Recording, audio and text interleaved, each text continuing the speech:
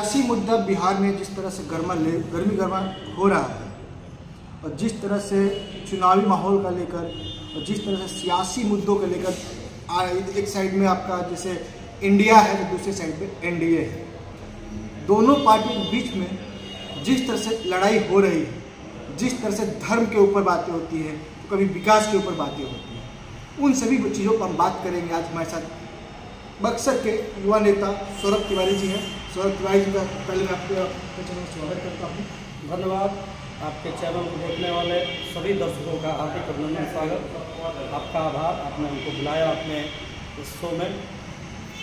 सौरभ जी, मैं सबसे पहला सवाल आपसे ये है, 2024 लोकसभा चुनाव क्या लगता है आपको, किसका रुख होने वाला है बक्सर के मैदान पर?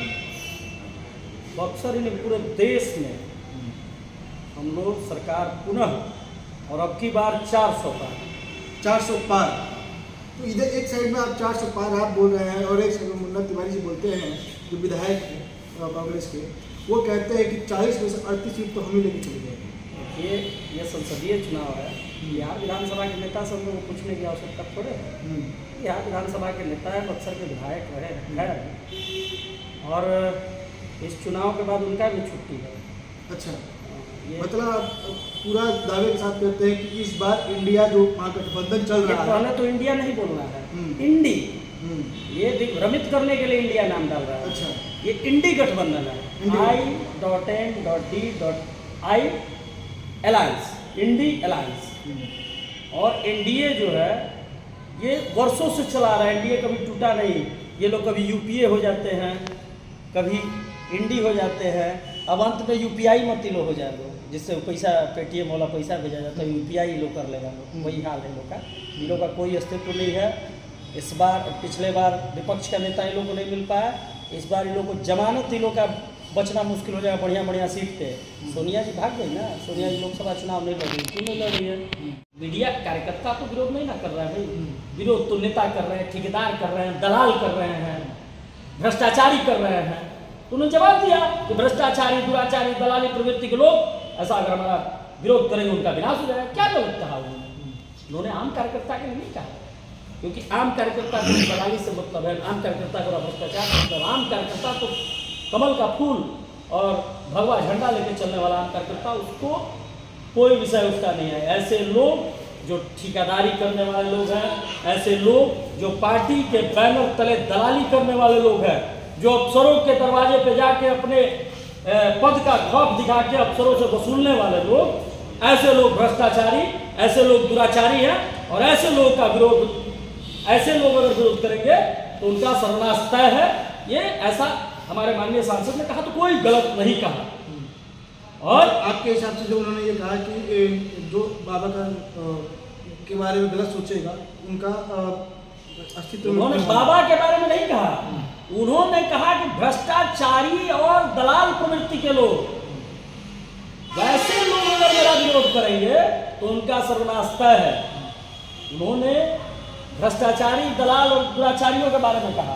एक जो पुतला का जलने का बात ज़्यादा बात करवा दिया जी, उन्होंने स्टेज पर ये बात कहा था, जो जिस लोगों ने मेरा पुतला जलाया उनके चेहरे को मैं याद कर रहा हूँ और याद करता हूँ और उनका जवाब मैं जरूर दूंगा। तो इसका उन्होंने क्यों कहा? पुतला तो भाई नेता का सब जलाता है, राजद के लोग जलाते हैं, कांग्रेस के लोग जलाते हैं। आपने भारतीय जनता पार्टी का अपने आप को कार्यकर्ता कहा और भारतीय जनता पार्टी का झंडा लेके आप अपने ही सांसद का पुतला जला रहे हैं, तो भाई गलत है कि नहीं है? और विषय और इशू जो है तो कोई विषय और मुद्दा नहीं था। बक्सर के विकास का जो पैमाना होना चाहिए, बक्सर के विकास के पैमाने पर हमारे माननीय सांसद ने 100% लाकर खड़ा किया।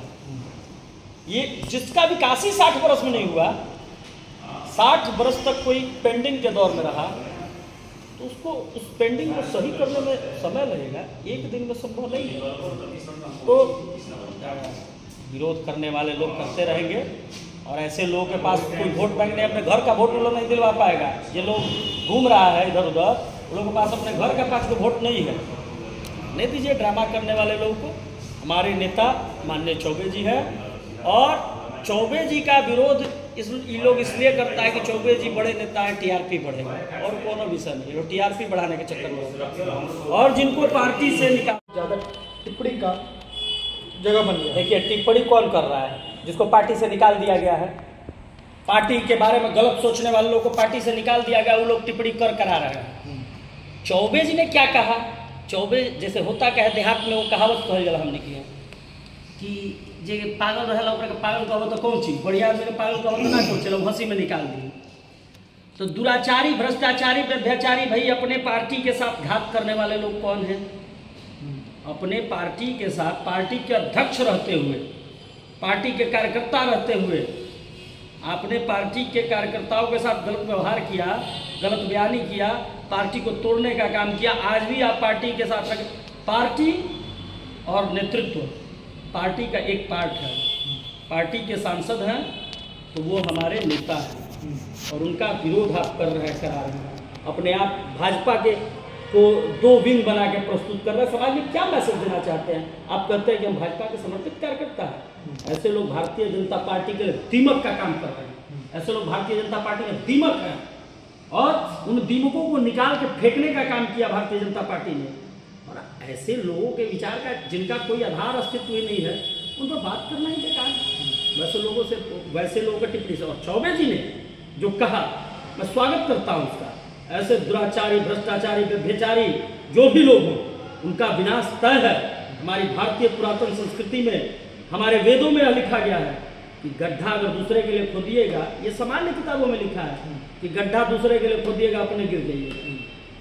चौबे जी एक बयान बहुत ज़्यादा वायरल भी हो रहा है, जिसमें वो बोल रहे हैं कि अगर कोई चौबे का अस्तित्व मिटाने का प्रयास करेगा वो मिट्टी में मिल जाएगा।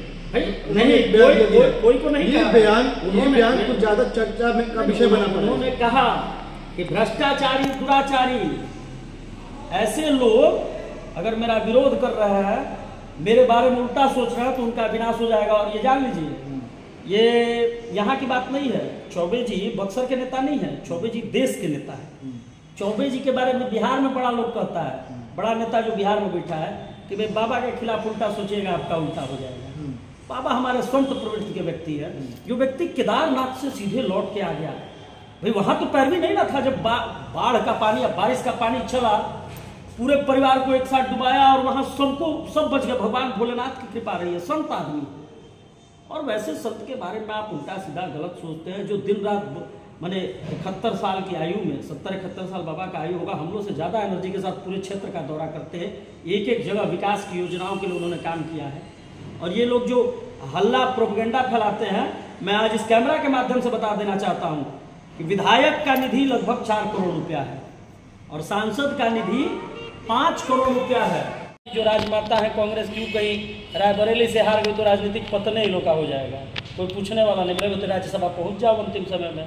ये तो नहीं कि कहीं डर बैठ गया उनके अंदर, वो डर ही ना है, ये डर ही तो है कि आप राज्यसभा चली गई, आप सबसे बड़ी नेता, उस पूरे इंडिया अलायंस की सबसे बड़ी नेता सोनिया जी हैं, और सोनिया जी राज्यसभा चली गई। ये देखिए, महागठबंधन का सरकार है, और एक तरफ आरजेडी भी कंबाइन और कांग्रेस भी कंबाइन, और जिस तरह से बिहार का लोकसभा चुनाव चल रहा है, उसमें कहीं ना कहीं अभी भी आप देख रहे होंगे कि जो नेता हैं, जो विधायक हैं दोनों पार्टियों के, वो अपने में ही लड़ रहे हैं इस बार का मुख्यमंत्री कौन हो। अभी तक चेहरा दिखाया जा रहा है कि तेजस्वी यादव के मुख्यमंत्री के रूप में दिखने वाले। देखिए, सबसे बड़ा है कि बारात तैयार है, दुल्हा का पता नहीं है।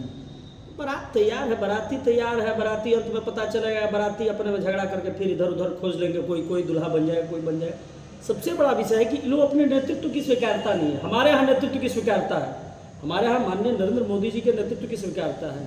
यहाँ तो ये लोग आपस में ही नहीं तय कर पाए कि भाई कौन नेतृत्व करेगा। और तेजस्वी यादव हों, अपने कांग्रेस के ये लोग हों, इन लोगों के पास कोई विजन ही नहीं है। इन लोगों का एकमात्र मुद्दा है बेटा बचाओ अभियान। इन सारे नेताओं का एकमात्र अभियान है बेटा बचाओ अभियान। और भारतीय जनता पार्टी के नेतृत्व में जो एनडीए गठबंधन है, उसका एकमात्र मोटो है देश बचाओ। हम लोग देश बचाने निकले हैं, हम लोग राष्ट्र की परिकल्पना के साथ चलते हैं, और ये लोग पुत्र की परिकल्पना के साथ चल रहे हैं। ये लोग पुत्र बचाओ अभियान में लगे हैं। चाहे लालू जी हो चाहे सोनिया जी। देखिए अभी तो आरजेडी के बारे में बात की, मगर बीजेपी के बारे में बात करते हैं। बीजेपी में भी चेहरा अभी तक कोई सामने आ नहीं रहा है। कभी कहा जाता है कि अश्विनी कुमार चौबे जी का पत्ता कटने वाला है, कभी कहते हैं कि आनंद मिश्रा का सामने चेहरा। देखिए सबसे बड़ा विषय है, भारतीय जनता पार्टी एक लोकतांत्रिक पार्टी है। भारतीय जनता पार्टी में आप सड़क पे पोस्टर अपना लगवा दीजिए, मेरा लगवा दीजिए, ये कोई विषय है? सड़क पे पोस्टर आप किसी का लगवा देते हैं, आप सांसद मान लीजिएगा?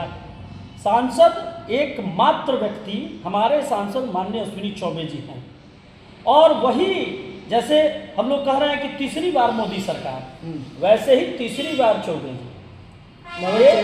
यहाँ तो आप जिसका नाम लिया, हम लोगों को तो नाम भी नहीं लेना है, नाम हम नहीं लेंगे क्योंकि हम उनको मानते ही नहीं हैं और उन लोग स्वयं भी नहीं मानते हैं।